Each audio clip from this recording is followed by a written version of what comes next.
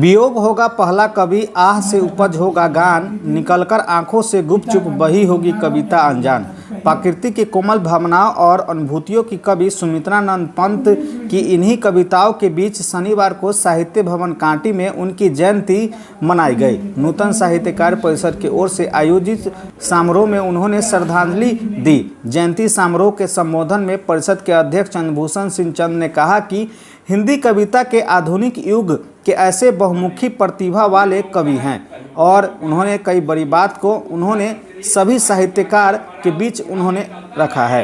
वही बता दें कि इस मौके पर नंदकिशोर ठाकुर, अनिल झा, महेश प्रसाद, मनोज मिश्र, बसंत सिंडेल, दिलजीत गुप्ता सहित दर्जनों साहित्यकार मौजूद थे। वियोगी होगा पहला कवि, आह से उपजा होगा गान, निकलकर आँखों से चुपचाप बही होगी कविता अनजान। इन पंक्तियों के कवि सुमित्रानंद पंत, जो प्रकृति के कोमल भावनाओं के सुकुमार कवि थे, जिनकी जयंती है आज, और आज उनकी जयंती को मैं सत सत नमन करता हूँ। और उनकी कुछ पंक्तियाँ जो बहुत ही महत्वपूर्ण है सुख दुख के बारे में, उसका उल्लेख करता हूँ कि यह साँझ उषा का आंगन, आलिंगन विरह मिलन का, चिरहास अश्रुमय आनंद रे इस मानव जीवन का। तो आज प्रकृति के सुकुमार कवि सुमित्रानंद पंत की जयंती है। ये 1900 ईस्वी में पैदा हुए थे। पिता का नाम गंगा राम था या गंगा दत्त। माता जन्म के 6 घंटे बाद ही मृत्यु को प्राप्त की। अपने कुशाग्र बुद्धि के से इन्होंने बचपन से ही कविता लिखना प्रारंभ किया। ऐसे इनने और विधाओं की रचनाएं भी की, लेकिन सबसे अधिक इनने कविता लिखी। कहानी, 5 कहानियों का एक संग्रह इनका आया, एक उपन्यास भी आया। लेकिन कविता इनकी उन दिनों जो छायावाद के कवि या और कवि लिखते थे, उन कवियों में इनकी कविताएं श्रेष्ठ मानी जाती थी। इनकी कविताओं में प्रकृति प्रेम देखा जाता है। छायावाद की सारी कविताएं वो सत्य पर या ये आधारित नहीं होती। वो तमाम रचनाएं कल्पना पर आधारित होती है, जिसमें प्रेम होता है, मानव प्रेम होता है, प्राकृतिक प्रेम होता है, और ये सब चीज़ों की जो रचना की जाती है। इन्होंने बड़ा सुंदर वर्णन किया है देहात का।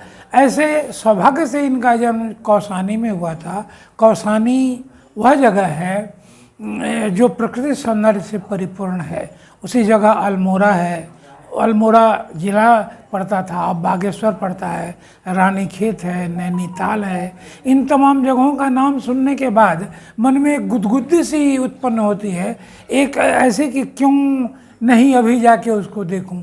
ऐसी जगह पर ये इनका तो सुबह शाम उसी जगह से ताल्लुक़ था। यहाँ फूल थे, झरने थे, चिड़ियों का कलरव था। इस सौंदर्यपूर्ण जगह से इनका वास्ता था, इसलिए ये कवि क्यों नहीं होते। मैं आपको यह भी बताते चलूँ, बता दूँ कि वो पत्र भी अपने संबंधियों को, अपने पिता को पत्र भी कविता में लिखते थे। कविता में ही उनकी सारे पत्र हुआ करते थे। आपकी सबसे पसंदीदा कविता कौन है? सुमित्रानंद पंत ने ग्राम्य जीवन को बड़ा ही सुंदर ढंग से लिखा है। जैसे अभी चर्चा चली कि चिदम्बरा पर उनको ज्ञानपीठ पुरस्कार और अथी पर उनको ये पद्मश्री पुरस्कार, ये दोनों पुरस्कार 2 जगह की होती हैं।